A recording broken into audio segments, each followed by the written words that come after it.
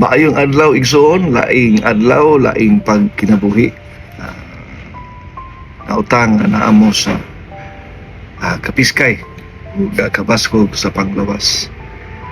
And we hope maabot kining ato ang pagpakighinabi kaninyo ngadto sa mga tao sab na susama kanako nga nagtinguha sa presensya o kaalam sa ato nga buhi nga Dios. To those question what I've been doing lately, to those who joked, even laughed at me or felt uneasy seeing me sharing the Word of God, let me speak plainly, and I'm not arguing, wala akong makiglalis na ini, but to explain my heart.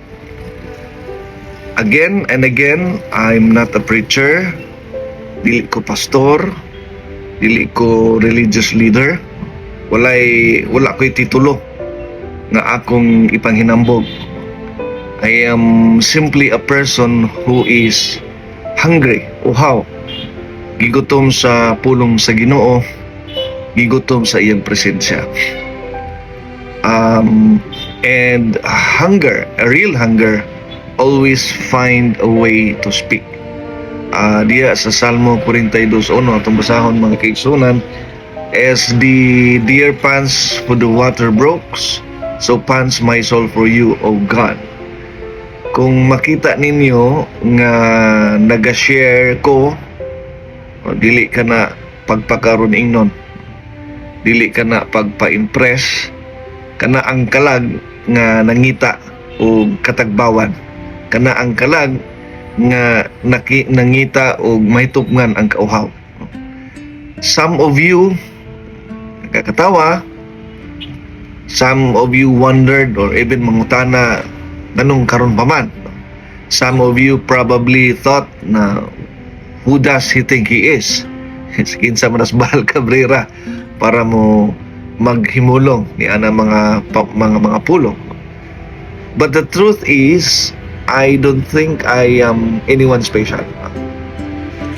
Kabalo ko nga aduna ko'y kakulangon. Kabalo ko nga na ako'y mga sayop. Aminado ta ana.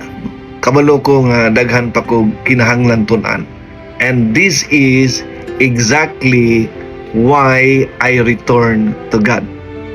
Muni ang pinaka rason sa tanan nganong mibalik ko sa sabakan sa atong lagitong amahan.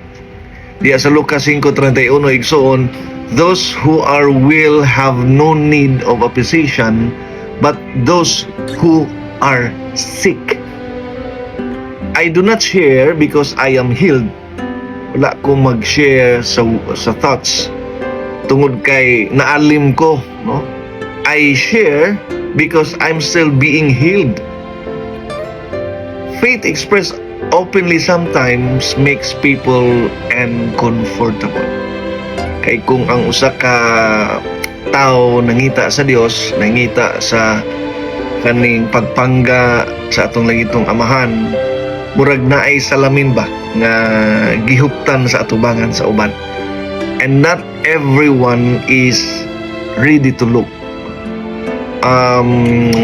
Diya sa 1 Corinthians chapter 2 verse 14, the natural man does not receive the things of the Spirit of God, for they are foolishness to him.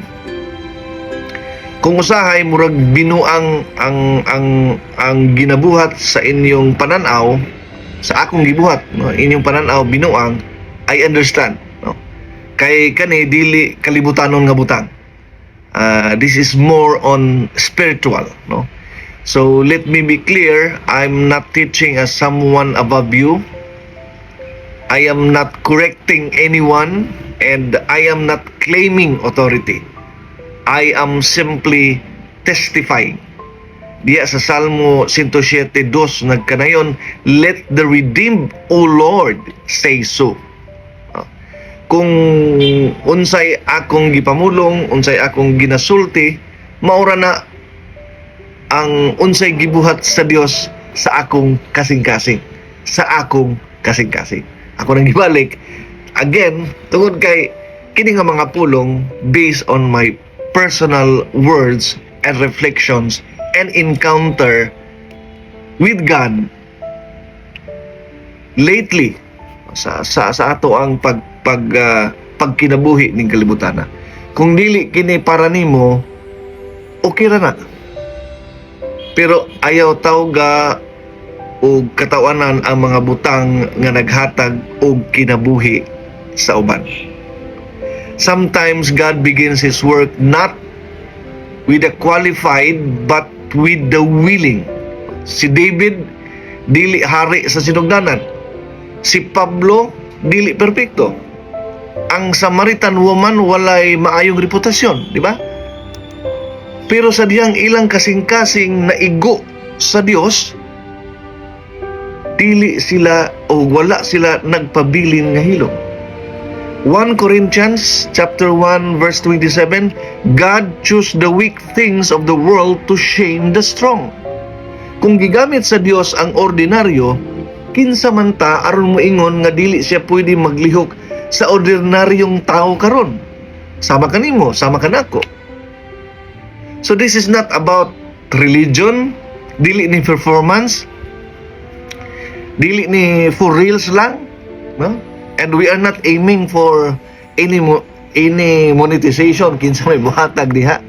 Ang atong gi-aim di is dinhi karon mga igsoon ni is makapahimaya ta sa pulong sa Dios ug makapaambit ko base sa akong personal nga kasinatian ngadto sa mga tawo nga sama kanako uhaw usab sa pulong sa Dios. And again, akong balikon, this is not about religion. Dili ni performance, dili ni moral superiority. This is about my relationship to God and your relationship to God and our relationship to God. Mateo chapter 11 verse 8, mga kaigsunan. Come to me, all who labor and are heavy laden, and I will give you rest. Ako ni adto, ug sa akong pagduol igsoon, nakaplagan nako ang kalinaw nga wala nako makita sa laing mga butang. Mauni nga kung makakita mo nako nga nagapadayon dili tungod kay maayo ko, dili tungod kay perfect ko, dili tungod kay balaan ko, no? Kundili tungod kay gikinahanglan nako ang Dios, tungod kay gikinahanglan nako ang iyang paggiya, tungod kay gikinahanglan nako ang iyang kaalam, tungod kay gikinahanglan nako ang iyang buhing presensya diha sa akong pagkatao, diha sa akong kasing-kasing.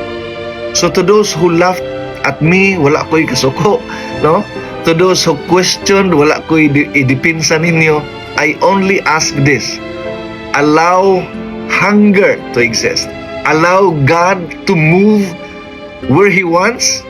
Allow grace to speak louder than jokes. Kay usahay, ang pulong nga imong gikatawan karon, maudi ay ang pulong nga imong gikinahanglan o panginahanglan ugma damlag. Diya sa Mateo 11:15, mga igsoon, he who has ears to hear, let him hear. I will continue to seek. Magpadayon ko sa pagpangita sa Dios, magpadayon ko sa pagpaubos. Kung walay maminaw, okay ra ka. Okay ra kaayo. Kung walay mo tanaw, okay ra kaayo. Kung naay usa ka kalag nga mahikap pinaagi ni ining akong pagpaambit, igo na kaayo. Because this is not about being seen. This is about being found by God, mga igsoon. Ginaot ko nga naa mo sa kapiskay sa kabaskog nga panglawas. Laing adlaw, laing pagkinabuhi. Maing adlaw, igsoon.